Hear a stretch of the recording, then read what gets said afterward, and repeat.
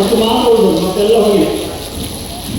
ಆಮೇಲೆ ಆ ಯಕ್ಷಗಾನದ ಕಿರೀಟ ಮಳೆಗಾಲದಲ್ಲೂ ನನಗೆ ಪೂಜೆ ಬೇಕು ಅಂತ ಕಿರೀಟಲ್ಲ, ದೇವರ ಗಣಪತಿಯ ವಿಗ್ರಹ ಇರುವಾಗ ನನ್ನ ಅಜ್ಜ ಒಬ್ಬರು ತಪಸ್ವಿ, ಮಳೆಗಾಲದಲ್ಲೆಲ್ಲ ಪೂಜೆ ಕೊಡಲಿಕ್ಕೆ ನಮ್ಮ ದೇವಸ್ಥಾನದಲ್ಲಿ ಸಾಧ್ಯ ಇಲ್ಲ ಅಂತ ಹೇಳಿಕೊಂಡು ಆ ದೇವರನ್ನು ಕೊಂಡೋಗಿ ನಮ್ಮ ಗರ್ಭಗುಡಿಯ ಮೇಲೆ ಪಶ್ಚಿಮದಲ್ಲಿ ಇಟ್ಟು ದೇವರಿಗೆ ಪೂಜೆ ಆಗುವ ನಿಮಗೆ ಪೂಜೆ ದೇವರೇ ಹೆಚ್ಚಿನ ಪೂಜೆ ಕೇಳಬೇಡಿ ಅಂತ ಇಟ್ಟರಂತೆ.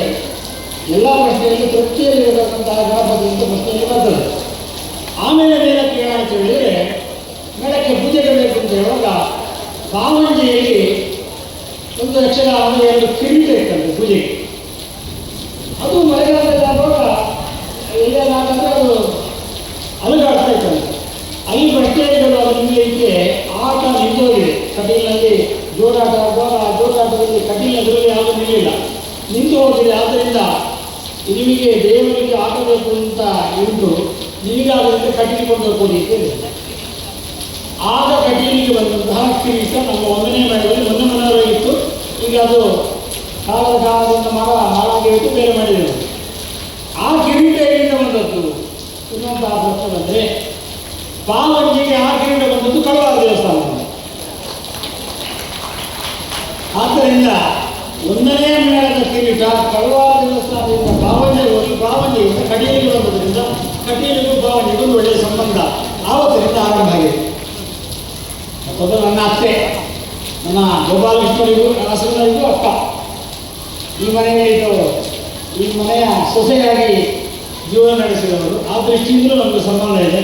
ಹಾಗೆ 2 ರೀತಿಯ ಸಂಬಂಧದಿಂದ ಕಳವಾರು ಬ್ರಹ್ಮಕಲಶಕ್ಕೆ ಬರಲಿಕ್ಕೆ ಆಗುವುದಿಲ್ಲ ಅಂತ ಹೇಳಲಿಕ್ಕೆ ಆಗಲೇ ಇಲ್ಲ, ಆದ್ದರಿಂದ ಬಂದಿದೆ. ಬೆಂಕಿನಾಥೇಶ್ವರ ಅಂತ ಹೆಸರು ಈ ದೇವರಿಗೆ. ಅತ್ಯಂತ ಪ್ರಾಚೀನ ಅಂತ ಹೇಳುವ ಕನ್ನಡದ ಹೆಸರು, ಸಂಸ್ಕೃತದ ಹೆಸರಲ್ಲ. ಅತ್ಯಂತ ಅದು ಅಂತ ಹೇಳ್ತಾರೆ. ಆದರೆ ಇಲ್ಲಿಯ ದೇವರನ್ನು ದೋಷ ಮಾಡಲಿಕ್ಕೆ ಬಿಡಲಿಲ್ಲ. ಯಾಕೆಂದರೆ ಇಷ್ಟು ದೊಡ್ಡ ಎಮ್ಮಾರ್ಪಿಯಲ್ಲಿ ಇಲ್ಲಿ ಜಾಗ ಹೋದರೂ ಬೆಂಕಿಯ ಜ್ವಾಲೆ ಚಿಮಣಿಯು ನಿಮಗೆ ದೇವಸ್ಥಾನದ ಹತ್ತಿರವೇ. ಹಾಗಾಗಿ ಬೆಂಕಿನಾಥೇಶ್ವರ ಹೌದೇವ, ಬೆಂಕಿಗೆ ಒಳ್ಳೆಯ ಹೌದೇ. ಇವತ್ತಿನ ದಿವಸ ಮತ್ತಷ್ಟು ತೋರಿಸಿಕೊಟ್ಟೆ. ಯಾಕೆಂದರೆ ಬಿಸಿಯಲ್ಲಿ ಕುತ್ಕೊಳ್ಳಿಕ್ಕೆ ಆಗ್ತಿರಲಿಲ್ಲ ನಮಗೆ. ಬಿಸಿಯಲ್ಲಿ ಕುತ್ಕೊಳ್ಳಿಕ್ಕೆ ಆಗದಿದ್ರು ಫ್ಯಾನ್ ಇಲ್ಲ ಯಾಕೆ ಕುತ್ಕೊಳ್ಳುವ ಅಂತ ಯೋಚನೆ ನೀವಿದ್ರೋ ಏನೋ ನಂಗೆ ಗೊತ್ತಿಲ್ಲ. ನಾನು ಬರುವಾಗ ಮಳೆ ಬಂತು. ಹಾಗಾಗಿ ಆ ಯೋಚನೆಯಲ್ಲಿ ತಂಪಾದಂತಹ ಜಾಗದಲ್ಲಿ ನಾವು ಕೂತ್ಕೊಂಡಿದ್ದೆ. ಆದ್ದರಿಂದ ಅವನು ಬೆಂಕಿನಾಥನ, ಅದರಲ್ಲಿ ಯಾವ ಸಂಖ್ಯೆಯೂ ಇಲ್ಲ. ಬ್ರಹ್ಮಕಲಶ ಅತ್ಯಂತ ಯಶಸ್ವಿಯಾಗಿ ನಡೆದಿದೆ. ನಿನ್ನೆಯ ದಿನ ವಿಜೃಂಭಣೆಯಿಂದ ಆಗಿದೆ. ಬ್ರಹ್ಮಕಲಶ ನಡೆದರೆ ಮಳೆ ಬರಬೇಕು ಅಂತ, ಮತ್ತು ಮಹಾ ಯಾಗ ಆದರೆ ಇಲ್ಲ ಮಳೆ ಬರಬೇಕು ಅಂತ ಒಂದು ಕ್ರಮ ಇದೆ. ಹಾಗಾಗಿ ಇವತ್ತಿನ ಮಳೆ ಅಕಾಲಿಕ ಮಳೆ ಅಲ್ಲ, ಬೆಂಕಿನಾಥೇಶ್ವರನಿಗೆ ಮಳೆಯಿಂದ ಇಲ್ಲಿಯ ಬ್ರಹ್ಮಕಲಶದ ತೃಪ್ತಿಯಾಗಿದೆ. ಅದನ್ನು ತೋರಿಸಿಕೊಳ್ಳಲಿಕ್ಕೆ ಮಳೆ ಬರಬೇಕು.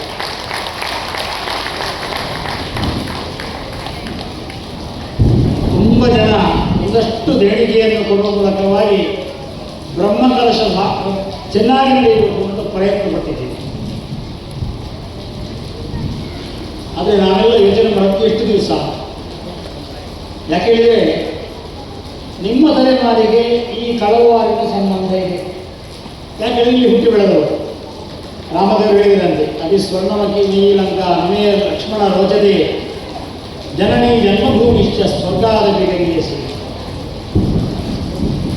ಇಡೀ ಲಂಕೆಯನ್ನು ನೋಡುವಾಗ ಲಕ್ಷ್ಮಣನಿಗೂ ಗಡಿ ಎಷ್ಟು ಚಂದ, ಸ್ವರ್ಣಲಂಕೆ, ಸಂಪದ್ಭರಿತವಾದಂತಹ ಲಂಕೆ ಇದು. ನೋಡ್ತಾ ಇರುವಾಗ ರಾಮದೇವರನ್ನ ಮಾತು ತುಂಬ ಸ್ವರ್ಣಮಯವಾದಂತಹ ಲಂಕೆ ಆಗಿರಲಿ, ನನಗೆ ಇಷ್ಟ ಆಗುವುದಿಲ್ಲ. ಯಾಕೆಂದರೆ ಜನನಿ ಜನ್ಮಭೂಮಿ ಸ್ವರ್ಗಕ್ಕಿಂತ ದೊಡ್ಡದು. ಹಾಗಾಗಿ ಜನನಿ ದೇವರಿಂದ ಕೊಡ ಮಾಡಬಹುದು. ಎಲ್ಲಿಯೋ ಮನೆಯಿಂದ ಆ ಮನೆಗೆ ಸೊಸೆಯಾಗಿ ಬರ್ತಾಳೆ, ಆ ಮನೆಯಲ್ಲಿ ಉಳಿತಾಳೆ, ಆ ಮನೆಯಲ್ಲಿ ನಾವು ಹುಟ್ಟೇವೆ. ಆದ್ದರಿಂದ ಅವರು ನಮ್ಮ ಅಮ್ಮ, ಎಲ್ಲಿದ್ರು ನಮ್ಮ ಅಮ್ಮನೇ.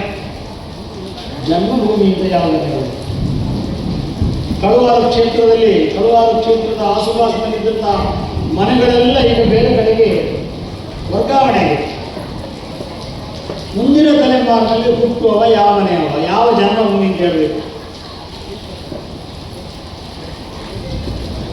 ಮಕ್ಕಳು ಆಗಲ್ಲ ಅವರಿಗೆ. ಹಾಗಿರುವಾಗ ಅವರು ಅವರದ್ದೇ ಆದಂತಹ ಊರಿನಲ್ಲಿ ದೇವಸ್ಥಾನಗಳಿಗೆ ಹೆಚ್ಚು ಪ್ರೀತಿ ಇರುವವರಾದರೆ ನೀವು ನಿತ್ಯ ಹೋಗುವುದು.